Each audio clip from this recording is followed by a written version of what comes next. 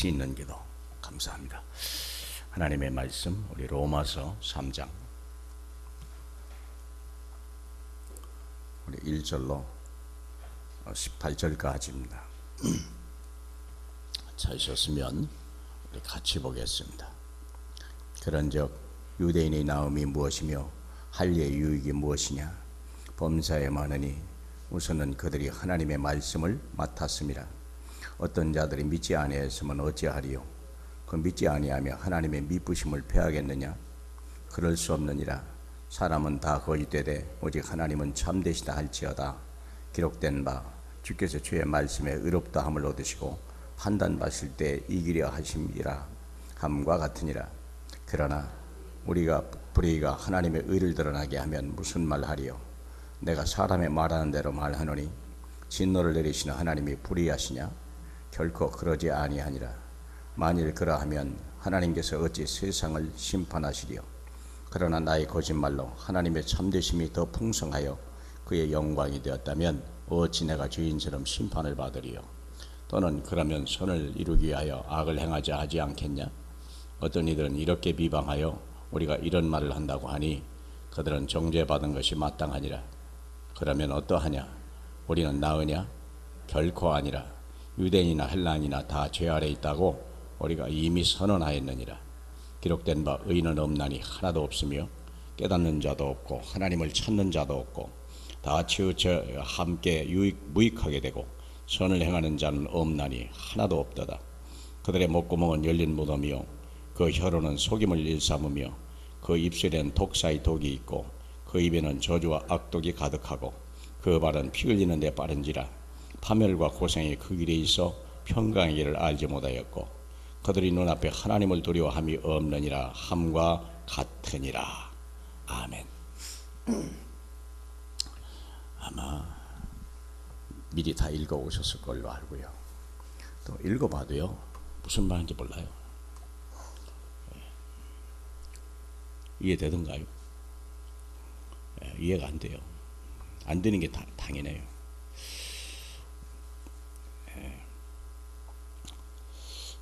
오늘 어쨌든 오늘 제목은 좀 이따 풀어드릴게요. 온 세상이 죄 아래에 있도다 하는 제목이거든요. 왜 이런 제목들을 계속 주는가? 설교를 들으면 사람들이 자유해야 되는데 놀리고 잡히고 묶이고 그런 분이 혹시 없습니까? 제목을 보면 잡혀야 되고 눌려야 되고 묶여야 되고 빠져야 되고 그렇습니다. 왜 이런 제목이 나옵니까? 우리 로마서 1장은 뭡니까? 사형을 당하는 자들 얘기하잖아요. 2장은 뭡니까? 다 율법 아래 잡힌 자 아닙니까? 3장은 뭡니까? 온 세상이 죄 아래 있다고 하잖아요. 그 얘기하고 있거든요. 그러니 얼마나 눌리겠어요? 얼마나 정말 잡혔겠어요? 여러분 눌려야 정상이고 잡혀야 정상이고요. 그게 옳은 겁니다. 우리는 캠프 중입니다. 저는 로마서 분명히 우리가 요한복음을 끝나고 사도행전으로 넘어가야 되는데 왜 하나님이 로마서를 하라고 했을까? 솔직히 저도 잘 몰랐어요. 근데 확실한 건 이 로마서를 시작하면서 우리가 캠프를 시작했다는 거예요. 그러면 이 로마서는 캠프 메시지가 아니야. 그렇다면 이 메시지는 누구에게 주는 말입니까? 첫째, 불신자에게 주는 말이에요. 우리 주위에 내가 캠프해야 될 사람들이 영적 상태를 설명해 주는 거예요. 또 하나는 내가 어디에서 나왔냐 이거야. 내가 어디서 구원받았냐 이 말이에요. 이걸 모르면 곤란하거든요. 이사야 51장 1절에 보면 뭐라고 돼 있냐면요. 너희를 떠낸 반석을 보고 너희를 파낸 우묵한 웅덩이를 확인해라 이거예요. 네가 어디서 나왔는지 보라 이거예요. 왜 어른들이 6.25 얘기 가난한 얘기 자꾸 얘기하면요 듣기 싫습니까? 그 어른들이 왜 그 얘기를 자꾸 합니까? 어디에서 시작했는지를 잃어버리면 안 된다는 거예요. 아무리 옛날 얘기고 뭐 그런 얘기 할지라도 그 얘기를 못 들으면 됩니까? 지금 이 시대는 또 다시 전쟁의 시대인데요. 60년 전보다 더 무서운 시대예요, 지금은요.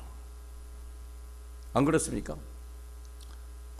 그때 전쟁은 밀리고 미는 전쟁이었지만 지금은 밀고 밀릴 것도 없어요. 한 방이면 다 끝나요. 그걸 잃어버리면 안 되거든요. 우리가 어디에서 오늘날 하나님이 이 나라를 축복했는지를 들으라는 거예요. 그냥 이루어진 것입니까? 아니라는 거예요. 너희가 떠낸 웅덩이를 보라 이거예요. 너희 파낸 그 반석을 보라 이거예요. 지금 불신자들이 어디에 있는지를 보라 이거예요. 지금 캠프 메시지입니다. 우리는 캠프입니다. 지금 캠프 5번째라고 써있죠. 예비 캠프 5번째입니다. 우리는 이게 이 메시지를요 그냥 듣는 게 아니고 캠프자의 캠프하는 마음으로 돼요. 도대체 내 형제들이, 내 가족들이, 내 이웃들이, 내가 만나는 사람들이 어떤 상태에 있습니까? 겉은 멋있고요, 지금 막 고급 승용차 타고 다니고요, 고급 아파트에 살고 있는데 실상은 뭐냐 이거예요. 실상은 사형을 당한 자요, 실상은 죄 아래 잡힌 자요, 실상은 율법에 어긋난 자요. 무서운 재앙이 임하는 거예요. 지금 언제 그게 임할지 아무도 모른다는 거예요. 국가적으로 임하면 언제 행복이가 터질지 모르고, 개인적으로 보면 언제 그 사람이 멸망할지 아무도 모르는 거예요. 박근혜 씨가 감옥에 들어갈지 누가 알았습니까? 이재용 씨가 감옥 갈지, 김기춘 씨가 감옥에 갈지 누가 알았습니까? 어느 날 갑자기 도망갈 길이 없는 거예요. 피할 길이 없는 거예요. 왜 그렇습니까, 여러분? 죄를 졌기 때문에 물론 맞아요. 그렇다니까요. 근데 문제는 뭐냐? 빠져나오는 길을 모른다는 거예요. 그래서 우리는 로마서를 볼 때 저도 생각을 많이 해봤어요. 로마서는요, 로마를 향한 전도 캠프 메시지입니다. 그러면 이것이 기승전결로 되어 있다는 걸 다 아시잖아요. 로마서가 하나의 논문입니다. 단단한 편지가 아니에요. 어떻게 그 똑똑한 헬라 사람들, 이스라엘 사람들을, 아니 로마 사람들을 변화시킬 수 있나? 그러면 논술적으로 기승전결이 분명해야 돼요. 이 사람들은 똑똑한 사람이요, 훌륭한 사람들이요, 대단한 사람들이요, 학문이 뛰어난 사람들이요, 무식한 사람들이 아니에요, 로마 사람은.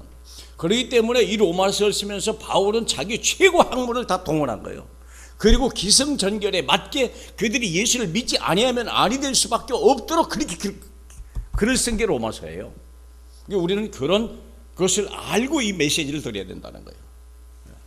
우리는 그래서 너희들이 어디, 지금 로마 사람들이지만 너희들이 실제로 어디 있는지를 보라는 거예요. 너희들이 세계를 정복한 사람들이지만 실제는 어디 있는지를 보라는 거예요. 하나님의 진노와 하나님의 멸망과 죄 가운데 있다는 걸 왜 모르냐 이거예요. 그걸 가르치려는 거예요. 이해하시죠? 기승전결이라는 말을 아시잖아요. 기가 뭡니까? 뭘 시작할 때는 시작이 뭐냐? 어디서부터 시작할 거냐? 어디서부터 시작해야 돼요? 너희는 원래는 이런 사람들이라. 그걸 이제 계속, 이걸 지금 시작한 지가 3월 12일 날 시작했잖아요. 로마서 시작한 지가 한 달 조금 넘었습니다. 한 달 동안 우리는 뭘 생각해야 되냐? 캠프 메시지요. 로마 캠프 메시지입니다. 그렇다면 우리는 불신자가 어디 있는지, 나는 어디서 나왔는지를 잊으면 안 된다는 거예요. 그래야 복음을 주는 거 아니겠습니까? 그래서 1장에서 3장까지는 기에 해당됩니다. 시작 부분입니다. 아마 어쩌면 오늘까지가 시작 부분입니다. 너희가 실장은 이러니라. 이제 승리라는 것이 이제 세워가는 거고요. 이제 전개하는 거예요. 그것이 이 3장에서부터 4장에서부터 7장까지예요. 오호라 이 사망의 몸에서 누가 나를 건져내라, 그 말이 나오게 하는 거예요. 바울이 고백이지만 너희의 고백이 돼야 된다 이거예요. 그게. 그러고서 8장부터 이제는 그리스도 예수 안에 있는 자는 결코 정죄함이 없나니, 이것이 반전의 역사인 거예요. 기승전까지 들어가는 거예요. 결론이 뭡니까? 어디서 결론입니까? 로마서 16장이요. 로마서 16장을 만들어내야 돼요. 멸망의 백성을 세계 정복의 백성으로 만들어내는 게 이 로마서의 계획이에요. 이게 바울이 궁극적으로 원하는 겁니다. 이 로마서가 저희가 언제 끝날지 모르겠습니다만은 아마 금년에 끝난다고 할지라도 금년에 우리는 로마서 16장의 인물의 그 확신을 가지고 우리도 서야 돼요. 같이 메시지 흘러가는 게 그냥 흘러가는 메시지가 아니라 이 흐름 속에 내가 타고 들어가야 되거든요. 내가 로마서 16장 인물로 서야 돼요. 그게 하나님의 계획이요, 로마서의 목적이요, 오늘 우리에 대한 하나님의 소망이라니까. 로마서 16장을 만들어가겠다는 걸 주님이 멸망자, 사형자, 죄인을 갖다가 로마서 16장 인물로 만들어가는 게 오늘 이 메시지의 핵심이요. 믿습니까? 홍보는 안 하기로 했는데 제가 설교를 듣다 보니까 왜 이렇게 소리를 지르지? 여기 올라오기 전까지 하나님 편안하게 하고 조용하게 하고 참 얼마나 다짐했는지 몰라요. 이 메시지를 듣는 분들이 편안해야 되겠다. 이 메시지를 듣는 분들이 참 이 은혜의 말씀을 받아야 되겠다 이런 생각이 들었습니다. 좀 하나님의 궁극적인 목적은 로마서 16장까지 가는 거예요. 우리를 끌고 가는 거예요. 그냥 예배만 드리고 끝나, 그게 아니에요. 우린 이 메시지를 계속 듣고 있잖아요, 여러분. 다시 말하면 그러면 한번 또 생각하는 게 뭐냐면, 제가 이번에 로마서 1장, 2장, 3장을 좀 보면서 제일 마음에 닿는 게 율법이라고 하는 단어였습니다. 나는 율법이라고 하는 것은 그건 폐해야 돼. 그것은 구태야, 구태. 그 옛거야. 그런 의식이 내게 딱 들어왔어요. 근데 로마서를 보면서 율법이라는 걸 내가 다시 보기 시작했어요. 아, 율법이 그게 아니구나. 왜 하나님이 이스라엘 백성에게 율법을 줬을까? 율법을 왜 줬을까요? 거룩한 백성이 되라는 거예요. 너희가 내 백성이 되려면 너희가 내가 너희 하나님이 되고 내가 너희 하나님이 되고 너희가 내 백성이 되고 내가 너희 아버지가 되고 너희가 자녀가 되려면 너희가 내 수준은 돼야 되는 거 아니냐. 그게 율법입니다. 걸려 넘어지라고 준 율법이 아니고 우린 그렇게 여겨왔잖아요. 율법은 걸려 넘어지기 위하여. 우린 그렇게 깨달았단 말이에요. 20절에도 3장 20절에도 나왔잖아요. 율법이 행위로 그의 앞에 의롭다 하심을 얻을 육체가 없나니 율법으로는 죄를 깨달음이라 그랬거든요. 나는 그렇게만 생각을 해서 솔직한 얘기로 그래요. 근데 율법을 보면서 아, 내가 잘못 이해했구나. 이 율법은 우리를 끌어들이는 그 수준을 요구하시는 거구나. 기준을 요구하시는 거구나. 표준을 요구하시는 거구나. 너희는 이 정도 돼야 돼. 그게 로마서 16장의 인물이야. 세계를 정복하려면 이 수준은 돼야 돼. 그 얘기를 하는 걸 알았어요. 그래서 그 방법을 준 것이 뭡니까? 10계명이지만 10계명의 내용이 뭡니까? 하나님을 사랑하라는 거예요. 그렇죠? 하나님을 사랑하라는 거예요. 그래서 신명기 6장 4절로 9절이 그렇게 중요한 거예요. 이스라엘아 들으라, 너희 하나님 여호와는 유일한 하나님이다. 그러므로 한 분 하나님이다. 너희가 구원받고 축복받는 것은 길은 하나밖에 없다. 그래서 그 하나님을 마음을 다하고 뜻을 다하고 힘을 다하여 그 하나님을 사랑해라. 그게 당연히 이게 뭡니까? 이게 뭡니까 여러분? 이게 기준이요, 기준. 이게 기준입니다. 오직 예수요, 이게 기준입니다. 율법도 마찬가지고 복음도 마찬가지예요. 복음이 뭡니까? 예수 그리스도 하나를 향하라는 거 아니에요. 율법이 뭡니까? 오직 하나님을 사랑하는, 같은 말입니다, 여러분. 같은 말이잖아요. 방법은 하나야, 얘들아. 하나야. 하나님을 바라봐야 돼. 그 말이거든요. 표준은 뭡니까, 여러분? 표준은 뭐죠? 표준은 고린도후서 6장 16절에 나와 있어요. 그게 뭐냐면 나는 너희 하나님이 되고 너는 내 백성이 된다는 거예요. 나는 너희 하나님이 되고 나는 너의 자녀가 된다는 거예요. 우리 고린도후서 6장을 보세요. 이게 구약 전체를 아우른 얘기입니다. 고린도후서 6장 얘기가. 6장 한번 보세요. 6장 16절에 하나님이 성전과 우상이 어찌 일치가 되리요? 우리는 살아계신 하나님의 성전이라. 하나님의 성전이래. 우리를 그렇게 보는 거예요. 그런데 하나님께서 어떻게 얘기하십니까? 성전 되려면 어떻게 됩니까? 내가 그들 가운데 거하며 두루 행하며 나는 그들의 하나님이 되고 그들은 내 백성이 되리라. 이게 구약 메시지입니다. 그럼 신약 메시지는 어떻게 되어 있습니까? 17절입니다. 너희는 그들 중에 나와서 따로 있고 부정하는 것을 만지지 말라. 내가 너희를 영접하여 너희에게는 아버지가 되고 너희에게는 내가 내게 자녀가 되리라. 이게 신약의 메시지입니다. 구약의 메시지는 나는 너희 하나님 되고 너는 내 백성이고, 신약의 메시지는 뭡니까? 나는 너의 아버지고 너는 내 자녀야. 같은 얘기예요. 이 율법이나 복음이 지향하는 것은 하나라는 거예요. 같은 거라는 거예요. 수준을 얘기하는 거예요. 그러려면 너희가 거룩해야 되는 거 아니냐? 그 수준 갖고 되겠냐? 그 정인 되겠냐? 너 그래가지고 아무리 복음 얘기한다고 남들이 듣겠냐? 지금 그 얘기 아닙니까? 그렇죠? 바로 그거예요. 그 수준은 뭡니까? 세계 모든 민족이 뛰어난 백성을 만들겠다. 신명기 28장 1절 얘기입니다. 하나님의 궁극적인 목적은 세계 모든 민족이 뛰어난 백성을 만들겠다는 거예요. 신약의 목적은 뭡니까? 땅끝까지 정인되게 하라. 그 말이 그 말입니다. 구약의 율법이나 신약의 복음이나 같은 얘기예요. 목적은 똑같아요.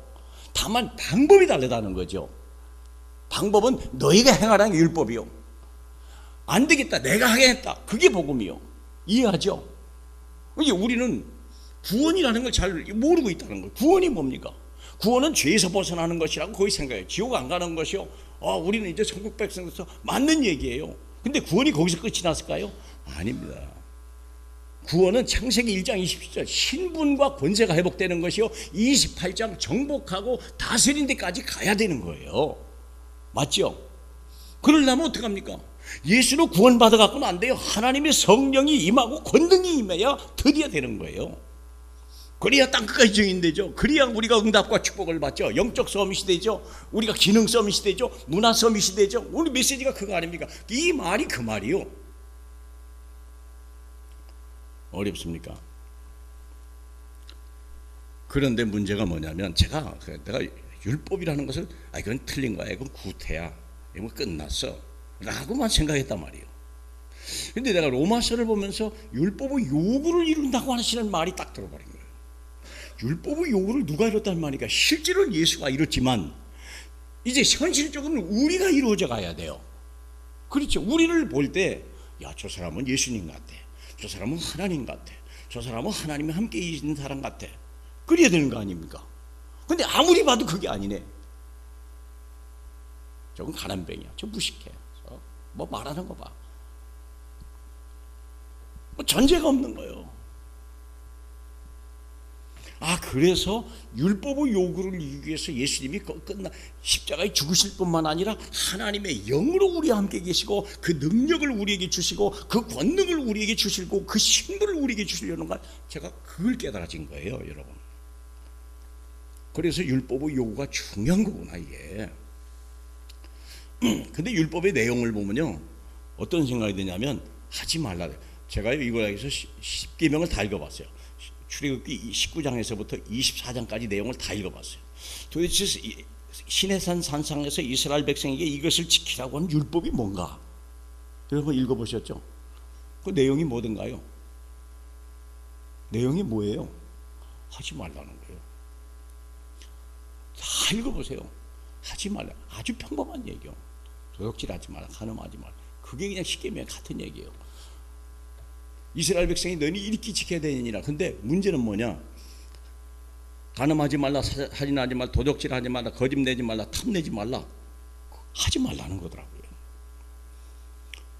고린도전서 13장에 보면요, 사랑이 뭡니까? 십계명은 사랑이라고 그랬거든요. 사랑의 내용이 뭡니까? 사랑은 자랑하지 아니하며 거만하지 아니하며 무례히 행하지 아니하며 자기 유익을 구하지 아니하며 성내지 아니하며 악을 생각하지 아니하는 거라고 그랬어요. 내가 율법은 하지 말라는 거구나.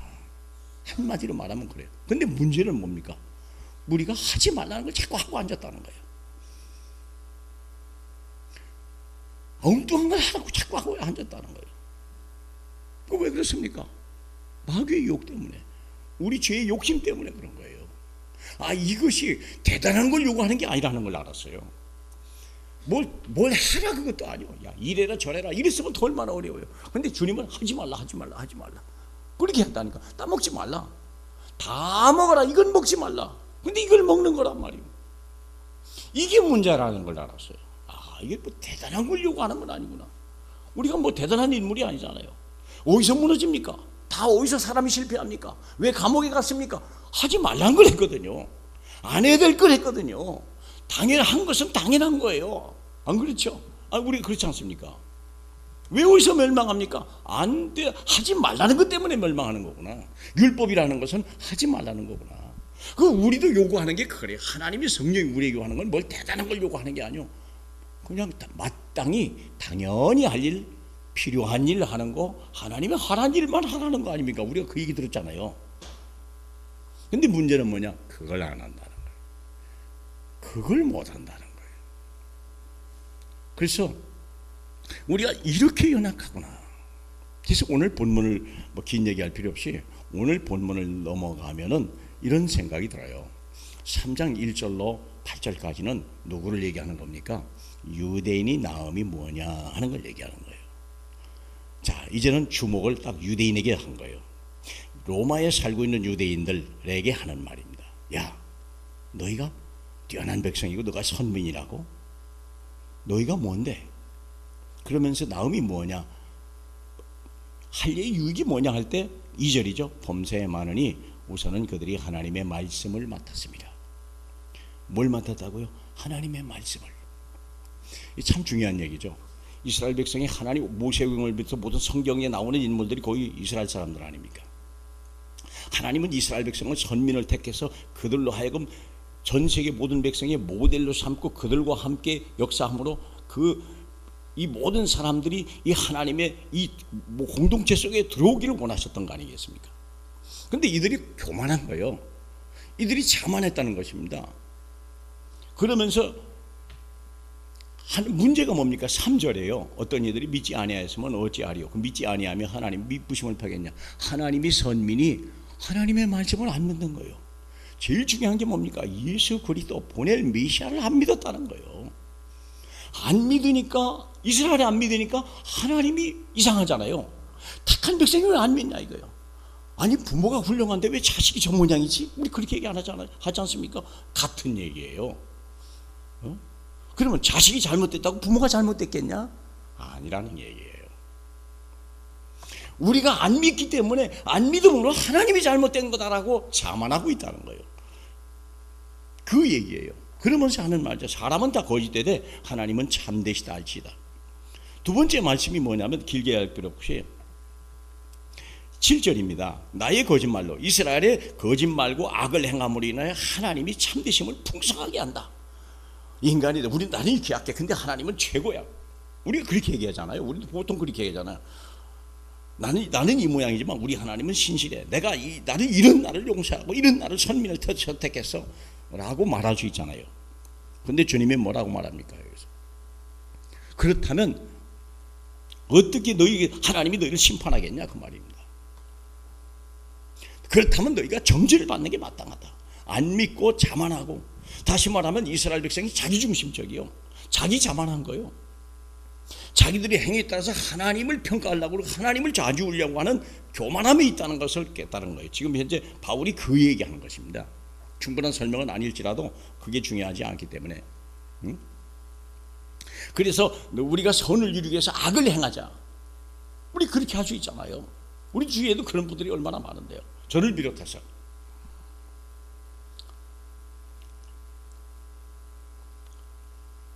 결론은 뭡니까? 유대인도 죄 아래 있다. 9절입니다. 9절은 결론입니다. 어떠하냐? 우리는 나으냐? 아니라 유대인이나 헬라인이나 다 죄 아래 있다. 그걸 말하고 싶은 거예요. 지금 바울이 말하는 건 유대인도 구원받아야 돼. 너도 예수 믿어야 돼. 아니면 너도 멸망이야. 그러면서 두 번째 주제가 뭡니까? 로마 사람이요. 어떠냐? 우리는 나으냐? 9절이죠. 우리가 누구요? 로마 사람, 헬라인이거든요. 헬라인은 문명을 가진 자예요. 세계를 정복한 자입니다. 이들은요.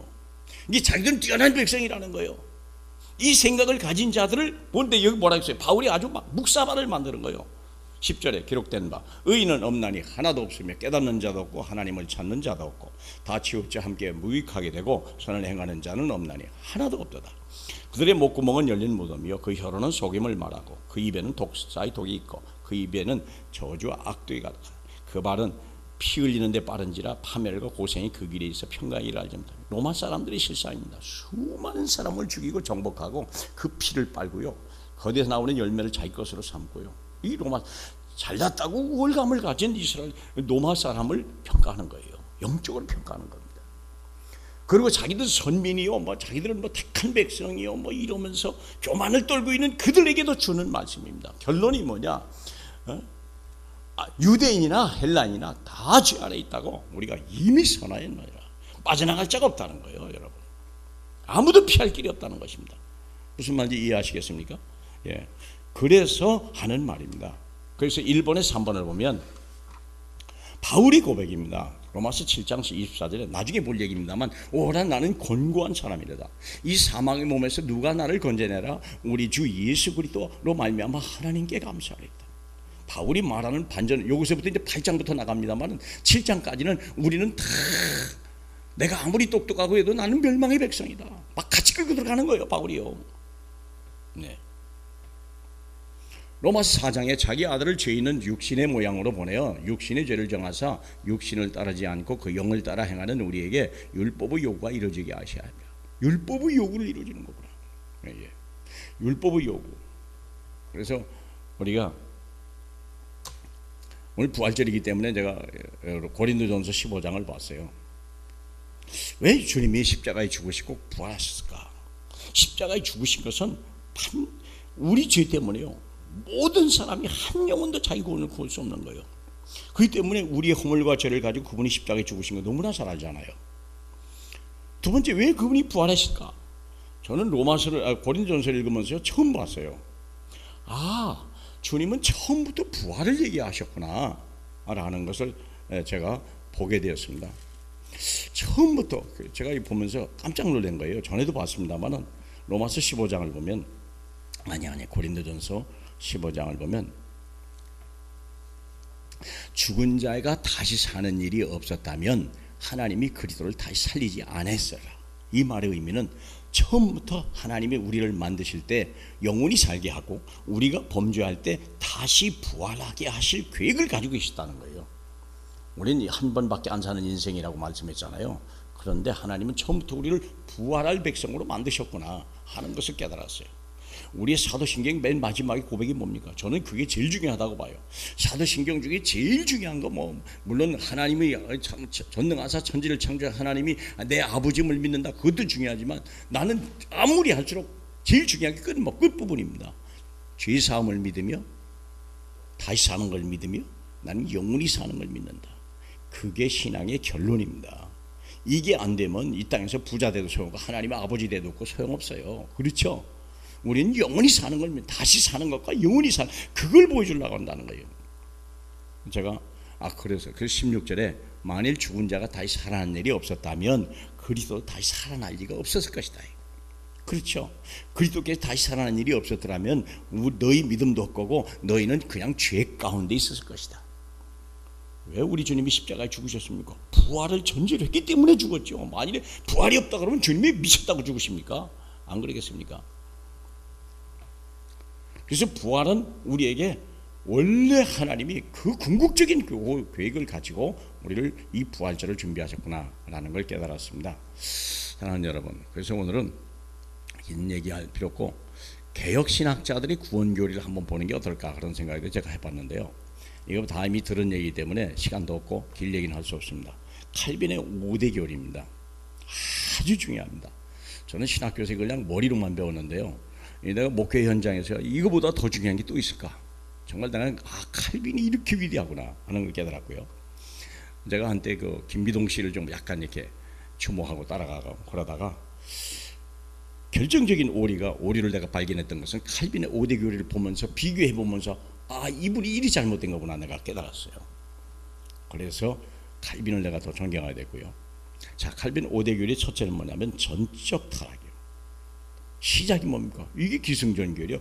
시작이 뭡니까? 완전 타락이요. 완전 사형당하는 자요. 완전 지옥 백성이요. 이거는 완전히 마귀 자녀예요. 그렇죠? 그런데 우리를 구원하려고 하니까 어떤 조건이 잡을 게 하나도 없어요. 누굴 좀 구원하려고 하는데 뭘 잡을 데가 하나도 없는 거예요. 건덕지가 있어야 잡죠. 그래서 하나님이 무조건적인 선택이요. 무조건입니다. 저는 이렇게 생각해요. 왜 열린교회에 전영문 목사를 세웠을까? 여러분들은 저를 어떻게 보는지 모르지만 저는요, 뭐 목사 될 만한 건덕지도 없는 사람이고, 저는 복음을 전할 만한 그런 것도 없는 사람이고, 여러분 앞에 설 만한 그것도 하나도 없는 사람이에요. 근데 왜 잘했을까? 저는 그런 생각을 해요. 퍼즐 조각을 맞추려면 어떤 걸 먼저 주셔야 됩니까? 퍼즐 조각을 맞추려면요, 아무거나 잡는 거예요. 뭐 다 그게 그건데요. 뭐 다 똑같은 조각인데 아무거나 먼저 잡고 거기에 맞춰 가는 거예요. 이게 저는 그렇게 선택됐다고 봐요. 내가 너를 지명하여 불렀나니 너는 내 것이다. 그냥 하나 지명했을 뿐이요. 그럼 저만 그랬겠습니까? 여러분도 마찬가지요. 선택할 어떤 조건은 하나도 없어요. 뭐 똑똑합니까? 물론 외모로 보면 이쁘고 뭐 멋있고 다 그렇죠. 하나님은 외모를 보지 않는다고 하잖아요. 자, 그게 무조건적인 선택입니다. 그냥 지명한 거예요. 너 이리 와. 그 제 얘기하잖아요. 38년 된 그 환자를. 그게 너무나 극적인 거예요. 사마리아 여인은 수많은 사람 중에 주님이 찾아갔지만 베데스다 연못에 있는 사람이 수천 명이 있던 자리에 한 사람을 찾아갔냐. 난 그게 더 극적인 거예요. 홀로 있는 여자를 찾아가는 건 그건 있을 수 있다고 하지만 그 많은 중에 한 사람을 찾아가서 조용히 데리고 나왔다. 어떻게 그럴 수 있을까? 다 버린 사람인데. 그게 무조건 선택이고요. 제한적 구원이라는 게 뭡니까? 아무나 구원하지 않았다는 거예요. 누구든지 예수 믿고 구원받는다고 하는데 아니라는 거예요. 우리 요한복음 10장을 잠깐만 봐줘. 저는 늘 감격하는 말이에요. 요한복음 10장을 보면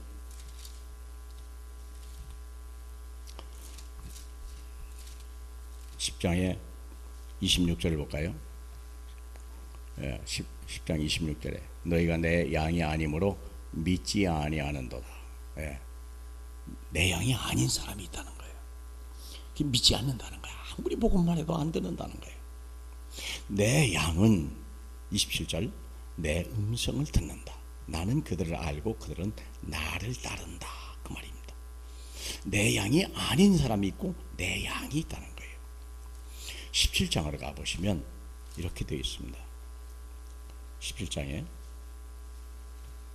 2절에 마지막 기도입니다. 우리 주님이 어쩌면 이게 겟세마네 기도가 아닐까 하는 생각도 들기도 합니다만은 2절에 아버지께서 아들에게 주신 모든 사람이요, 아버지께 준 모든 사람을 영생을 주게 하려는 겁니다.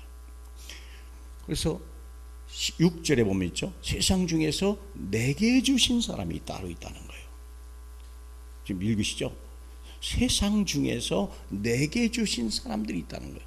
이게 여기서는 예수님은 자꾸 그들이라고 얘기해요. 그들. 계속 그 다음부터는 그들이라고 얘기합니다. 내가 아버지의 이름을 나타내 그들을 아버지 것이었는데 내게 주셨고 그들은 아버지의 말씀을 지켰냐. 이것은 택한 백성입니다. 지금도 그들은 아버지께 내게 주신 것이 다 아버지께로 온 걸 압니다.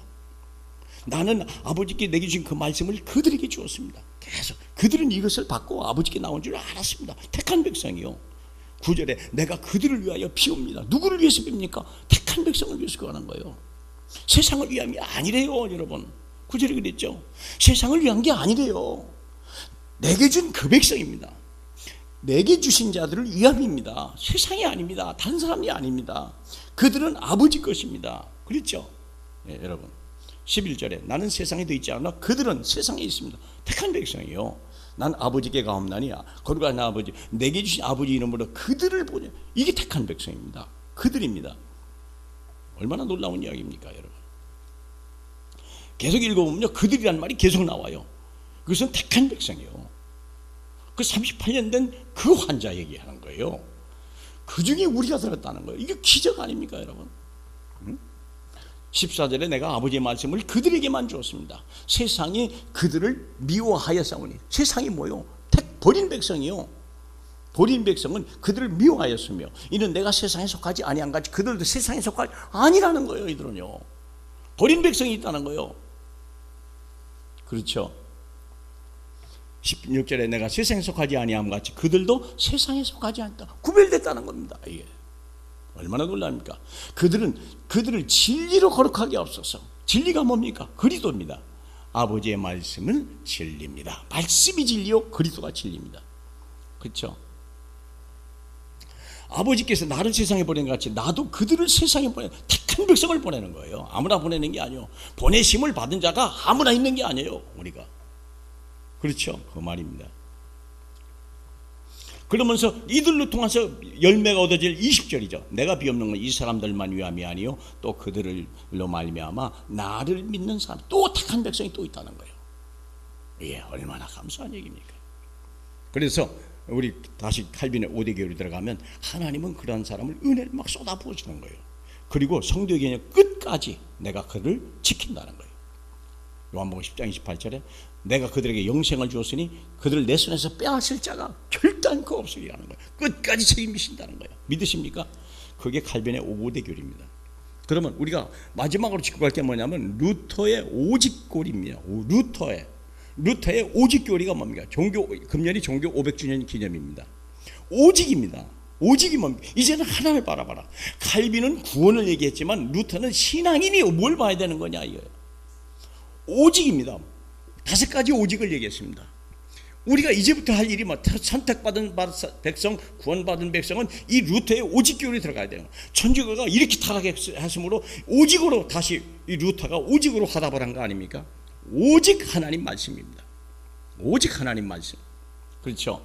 모든 성경은 하나님의 감동으로 된 것으로 교훈과 책망과 바르게 함과 의로 교육하기에 유익하니 이는 하나님의 사람으로 온전하게 하며 모든 선한 일을 할 능력을 갖추게 합니다. 말씀이 있을 때만 우리가 바른 사람이 될 수 있다는 거예요. 말씀을 떠나면 온전한 사람이 될 수 없고 능력을 갖출 수 없는 자가 된다는 것입니다. 두 번째는 오직 은혜를 되는 것입니다. 너희는 그 은혜를 인하여 믿음으로 말미암아 구원을 받았으니 이것은 너희에게서 난 것이 아니요 하나님의 선물이라. 행위가 아닙니다. 은혜라고 말이에요. 우리가 뭐 헌신하거나 뭐 그게 아니에요. 어떤 고행도 아니에요. 예? 오직 은혜요. 오직 은혜입니다. 세 번째는 뭡니까? 오직 그리스도입니다. 솔라 크리스토스입니다. 다른 이로서는 구원을 받을 수 없나니 천하 사람 중에 구원을 받을 만한 다른 이름을 우리에게 주신 일이 없습니다. 오직 예수를 바라봐야 된다는 거예요. 이게 루터가 발견한 거예요. 그리고 오직 믿음만 돼야 된다는 거예요. 솔라 피데. 꼭 끝까지 믿어야 된다는 거예요. 사람이 의롭다 하심을 얻는 것은 율법의 행위 있지 아니하고 믿음으로 되는 줄 아느니라. 복음에는 하나님의 의가 나타나서 믿음으로 말미암아 믿음에 이르게 하나니 기록된 바 오직 의는 믿음으로. 이제부터는 뭐만 살아야 돼요? 믿음으로 사는 거예요. 오직 믿음입니다. 그리고 마지막에 오직 하나님 영광입니다. 하나님이에요. 요한복음 15장 8절에 내가 열매를 많이 맺으면 내 아버지께서 영광을 받으실 것이요 너희는 내 제자가 되리라. 하나님의 관심은 하나밖에 없다는 거예요. 여러분, 구약에 오직 하나님을 바라보라고와 오직 우리가 뭐냐? 그리스도. 그게 같은 통하는 것입니다. 우리는 이제는요 오직이 오직. 왜 그렇게 유목사가 오직을 얘기하는지 우리는 아셔야 돼요. 그래서 결론입니다. 결론. 전도와 선교는 당연 필연 절대적이다. 우리에게 주신 천명입니다. 그 말의 의미는 복음을 말해야 맞는 건 맞아요. 그러나 주님은 정인되라 얘기했어요. 내가 정인을 만들어 주겠다. 그러기 위해서는 어떻게 해야 됩니까? 성령의 성령. 육신으로 오신 예수님이 모든 재앙저주 심판 모든 걸 멸망했다면 영으로 오신 예수님은 우리를요 창세기 1장 28절로 하나님의 거룩한 백성으로 그 그릇되고 수준되게 이끌어 가시겠다는 거예요. 그러니까 우리는요 예수를 믿음으로 우리는 그 위에 서야 되고 성령으로 예수의 영으로 그 위에다가 집을 지어가야 돼요. 그래서 우리가 영적 서밋이 되고 지능 서밋이 되고 문화 서밋이 되라 하는 그 피맺힌 위치가 그래서 나온 거예요. 여러분, 지금이라도 늦지 않았어요. 저도 이제 시작하려고 그래요. 예. 남들은 뭐라고 해도 나는 이제 시작이다. 내가 오직 성령으로 끝내야 되겠구나. 이제 오직 예수가 됐다면 이제 오직 성령으로 끝내야 되겠구나. 계속 한 주일 동안 계속 오직 성령 충만 주세요. 저는 그 말밖에 안 했어요. 이 말씀을 깨닫고 나서요, 그렇구나. 왜 율법의 요구를 하는지 내가 알았어요. 율법의 요구를 하면 반드시 두 개가 있어야 돼요. 예수 그리스도로 죄사함을 받아야 되고 우리의 모든 재앙을 꺾어야 되고, 두 번째는 하나님이 성령으로 그 위에다가 멋있는 집을 지어가야 돼요. 성령으로만 되는 거예요. 성령의 권능으로만 된다는 걸 알았어요. 사람의 능력이 아니로구나. 사랑하는 여러분, 그래서 우리가 평생에 30제자 30지교회, 금년은 300명 영접 30다락방, 오늘 할 일은 뭐냐? 사모는 실천이에요. 다른 거 없어요. 우리가 복 받는 비결은 다른 게 아니에요. 우리가 경제적인 축복, 건강의 축복을 받는 건 다른 게 아니에요. 사모들이 있어요. 믿으시죠? 그래서 오늘의 말씀 계속 말씀 보세요. 계속 강단 메시지도 들으세요. 더 중요한 건 유 목사님 메시지요. 들어보세요. 강단 메시지도 계속 들어보세요. 왜? 흐름이니까. 이 로마서가 하나의 큰 흐름을 이루고 있구나. 제가 깨달은 거예요. 사랑하는 여러분, 한 주일도 믿음으로 승리하시길 주님의 이름으로 축복합니다. 하나님 아버지 감사합니다. 주의 백성들입니다. 하나님이 헛되이 우리를 부르시지 않은 걸 아나이다. 이 말씀을 주신 분도 주님이요, 이 말씀을 깨닫게 하신 분도 주님이요, 이 말씀대로 로마서 16장으로 만들어 가실 하나님의 엄청난 교회를 가지고 성령으로 우리를 캠프 속에 인도하신 걸 또한 믿나이다. 주여 역사하여 주시옵소서. 예수님 이름으로 기도하옵나이다. 아멘. 우리